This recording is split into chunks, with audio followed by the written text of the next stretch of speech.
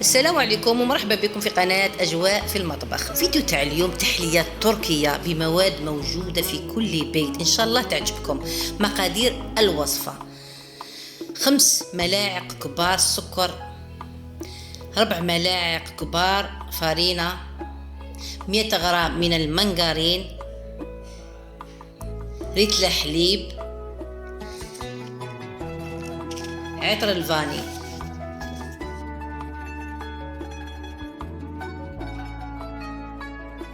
نحط ريتل حليب تسخن. في كسرونة أخرى نحط 100 غرام من المنغرين، نخليها تذوب حتى تذوب كامل. نحط 4 مغارف كبار من الفارينة ونبدأ نخلط فيها مليح، نخليها واحد 2 دقائق وانا نخلط فيها.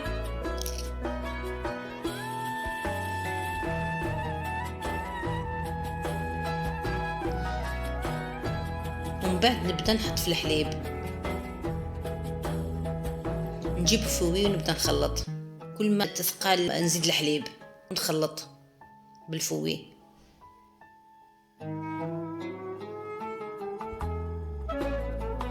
نخلطها مليح حتى تولي على شكل كريمة سائلة.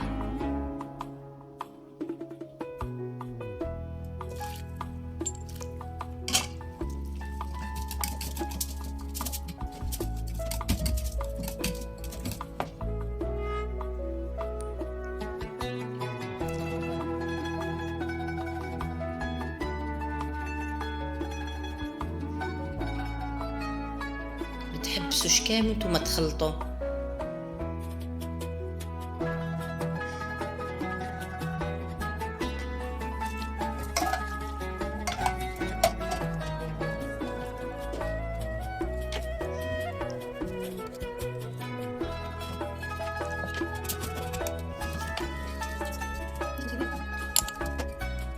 في الاخير نحط 5 مغارف كبار سكر،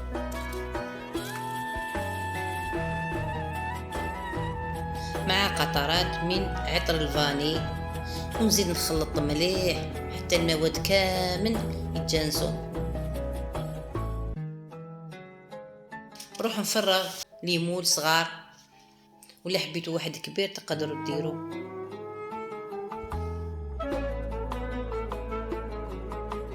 في مقلة نحط 5 مغارف كبار من السكر على نار قليلة جدا، نخليها تذوب. ما نستعملش الملعقة كامل حتى تذوب كامل وحدها. ومن بعد نحط نصف كاس من ماء سخون ونخلط.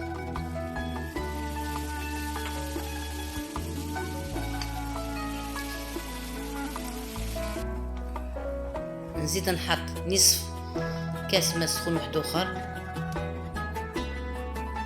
نخلط مليح.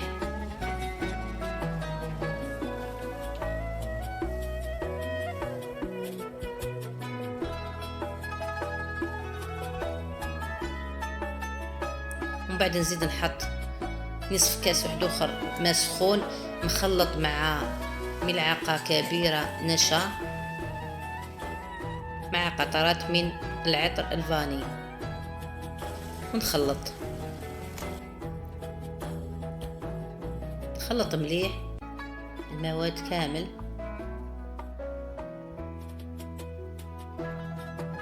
اللون تاع الكراميل رائع يشهي.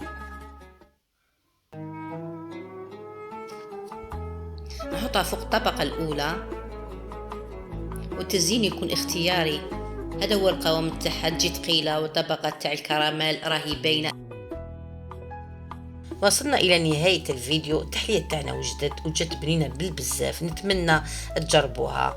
واذا عجبتكم ما تنسوش ديروا جيم ولايك للفيديو واشتركوا في القناة لمزيد من الوصفات. سلام.